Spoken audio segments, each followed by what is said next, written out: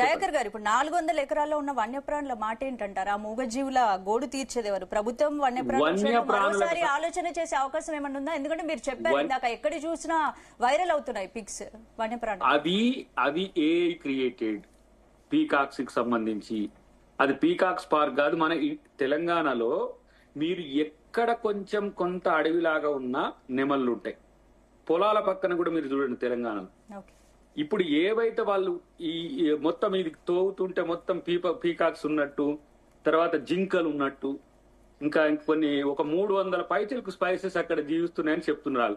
అదే కనుక జరిగితే వాటికి 100 ఎకరాలు పెట్టి వాటిని ప్రొక్యూర్ చేద్దాం, అవి చూపించమనండి. వీళ్ళు క్రియేట్ చేసిన సోషల్ మీడియా కాకుంటే వాళ్ళు మొత్తం మార్ఫింగ్లు చేసే మొత్తం వండర్స్ క్రియేట్ చేసే వాట్సాప్ యూనివర్సిటీనా.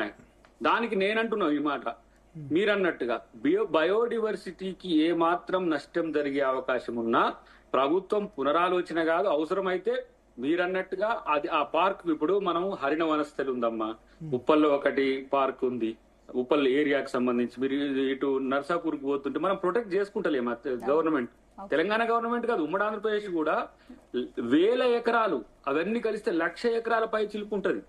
వాటిని ప్రొటెక్ట్ చేసేదాన్ని 400 ఎకరాల దగ్గర వచ్చేసి గవర్నమెంట్ కి ఏదో మేము ఇప్పుడు ఈ సంఘటనతోనో ఈ ఇష్యూతోనే మేము విద్యార్థులకు వ్యతిరేకంగానో లేకపోతే ప్రజలకు వ్యతిరేకంగా నిర్ణయం తీసుకోవాల్సిన అవసరం ఏంది?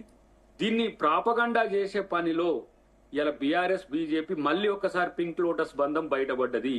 పింక్ లోటస్ మీడియా కూడా పునరాలోచించుకోండి, మిమ్మల్ని ప్రజాక్షేత్రంలో ఎండగట్టక తప్పదు.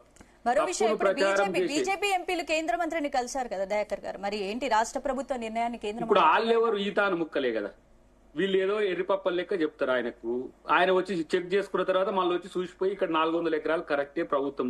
సుప్రీం కోర్టు అమ్మా, ఎవరిది ఆషామాషికి ముచ్చడి. రేవంత్ రెడ్డి గారు దాదాపు సిన్స్ నాకు తెలిసి 9 to 10 months నుంచి దీని మీద సీరియస్ ఒక టీమును పెట్టి, ఇది మన ప్రభుత్వానికి భూమి రావాలి, ప్రైవేట్ వ్యక్తులకు పోవద్దు, రియల్ ఎస్టేట్ కు పోవద్దు. రియల్ ఎస్టేట్ ఆకాశ హర్మాలు కట్టి 1000 కోట్ల రూపాయలు ప్రజలకైతే దోచుకుంటే ఓకేనా? ఎంత ఒక అపార్ట్మెంట్ ఒక ఇవాళ సామాన్యుడు కొలిగే స్థితిలో ఉందా అమ్మ? రియల్ ఎస్టేట్ పడిపోయింది అంటున్నారు కదా. ఒక విల్లా 10 కోట్లు, ఒక చిన్న మామూలు మీలాంటి ఉద్యోగులు కొనుక్కోవాలంటే 1 కోటి దాటి ఉంటున్నాయి. ఇట్లాంటి వాళ్ళకి ఇద్దామా మనం? ఇలా కంపెనీస్ పెడితే ఉద్యోగాలు వస్తాయి, కంపెనీస్ పెడితే అక్కడ రెవెన్యూ పెరుగుతుంది, హైదరాబాద్ ప్రెస్టేజ్ పెరుగుతుంది. బ్రాండ్ హైదరాబాద్ అంటారు సన్నాసులు, బ్రాండ్ హైదరాబాద్ చేద్దామంటే అడ్డం పడతారు. ఏఐసిటీ కడతామంటే ఏఐసిటీలో ఏం భూములను తీసుకుంటారు అంటారు. వీళ్ళు 20,000 ఎకరాలు గుంజుకున్న రోజు ఎటు పోయింది మరి సోయి? ఇలా ఉందా కాళేశ్వరం ప్రాజెక్ట్? దానికి దాదాపు 8,000 ఎకరాలు. ఇలా నిమ్స్ కు సంబంధించి 6,000 ఎకరాలు తీసుకున్నాం. అది రేపు ప్రొడక్టివిటీ ఉంటది. అది ఇట్లాంటి తలాతోకా లేని అంశాలు పట్టుకుంటే ప్రజలు మిమ్మల్ని చీత్కరిస్తారు. కాంగ్రెస్ ప్రభుత్వం ఈ విషయంలో ఏ విధంగా ముందుకు